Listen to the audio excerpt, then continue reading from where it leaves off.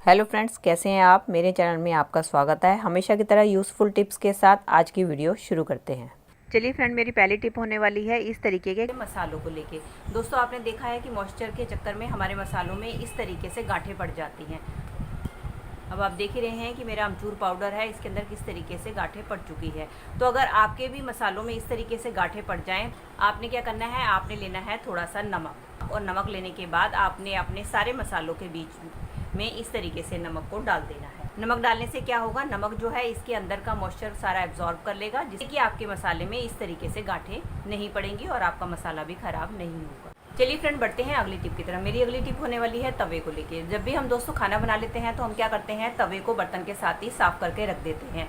लेकिन हम क्या करते हैं कि उसको पोंछ कर नहीं रखते, जिसके कारण क्या होता है, हमारे तवे के ऊपर इस तरीके से जंग लगना शुरू हो जाता है। और इसी टाइप के तवे के ऊपर हम खाना बनाएं तो हमारे लिए बहुत हानिकारक होता है, क्योंकि ये सारा जंग जो है हमारे शरीर में रोटी के थ्रू चला जाता है। जब भी आप तवे को अपना धोकर रखें तो उसके बाद आपने क्या काम करना है कि उस तवे को आपने सूखे कपड़े से साफ करके इसके ऊपर डालना है थोड़ा सा तेल। और तेल लेने के बाद आप कोई भी कपड़ा या टिश्यू पेपर ले लीजिए, और टिश्यू पेपर लेने के बाद आपने इसको अच्छी तरीके से तेल से ग्रीस कर देना है, ताकि नेक्स्ट टाइम इसके ऊपर जंग ना लगे। और अगर आपके तवे के ऊपर जंग लग गया है तो भी आप इस तरीके से तेल डालकर जंग को रिमूव कर सकते हैं। आप देख ही सकते हैं कितना सारा जंग जो है मेरे टिश्यू पेपर के ऊपर आ गया है।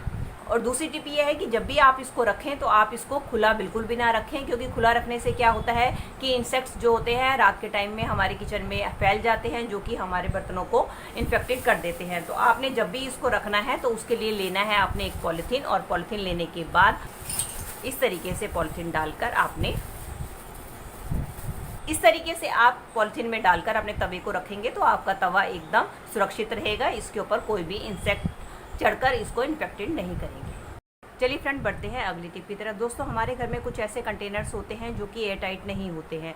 इनके अंदर अगर हम कुछ भी सामान रखते हैं तो बारिश के दिनों में इसके अंदर सीलन आ जाती है और हमारा सारा का सारा सामान जो है ख़राब हो जाता है। तो हम क्या करते हैं, इनको उठाकर कबाड़ में फेंक देते हैं। तो आज मैं जो आपके साथ ट्रिक लेकर आई हूँ उसकी मदद से आप अपने इस नॉर्मल कंटेनर को ही एयर टाइट बना सकते हैं। तो उसके लिए ले लें आप इस तरीके की कोई भी पन्नी, और पन्नी लेने के बाद इसको हम कट कर लेंगे। ये देख सकते हैं दोस्तों, मैंने इस पन्नी को कट कर लिया। अब हम क्या करेंगे कि अपना जो भी कंटेनर है उसके ऊपर हमने इस तरीके से पन्नी को रख देना है, और उसके बाद हमने अपने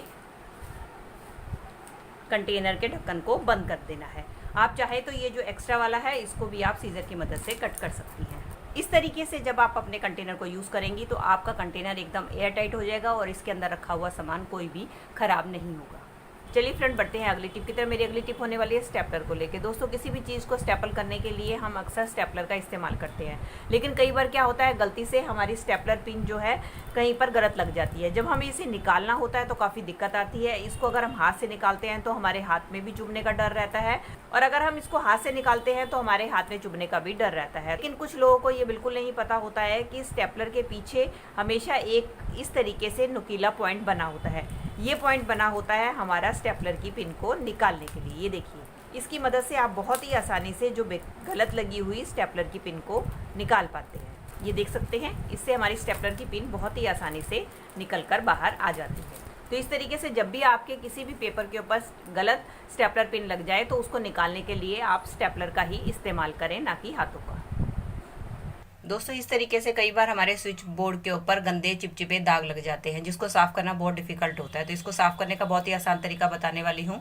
उसके लिए आपने क्या करना है, उसके लिए लेनी है आपने कॉटन के ऊपर अब हम लगा देंगे नारियल तेल।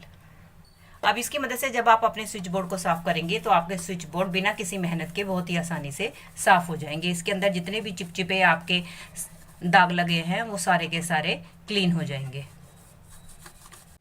और कई बार दोस्तों आपने देखा होगा, रेनी सीजन पे जो हमारे प्लग्स होते हैं उसके ऊपर भी इस तरीके से वाइट सा सीलन सी जम जाती है।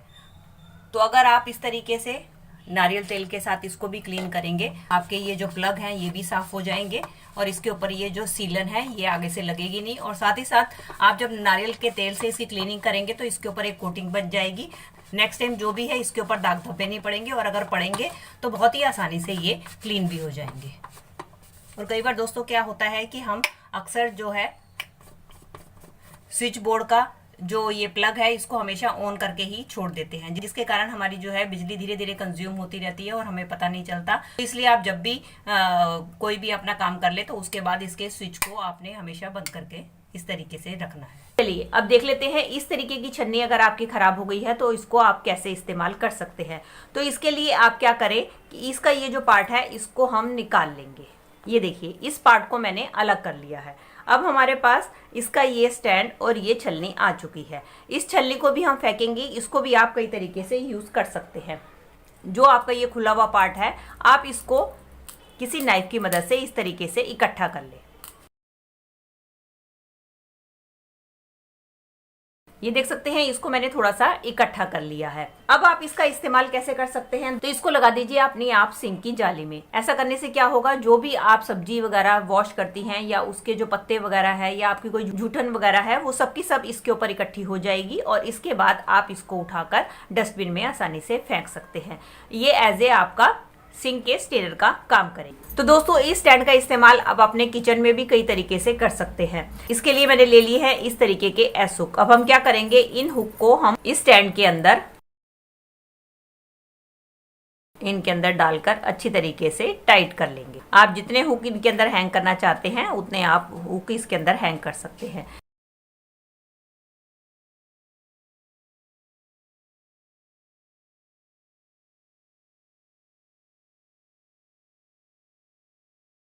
ये देख सकते हैं दोस्तों मेरे पास जितने हुक थे मैंने इसके अंदर इस तरीके से हैंग कर दिए हैं।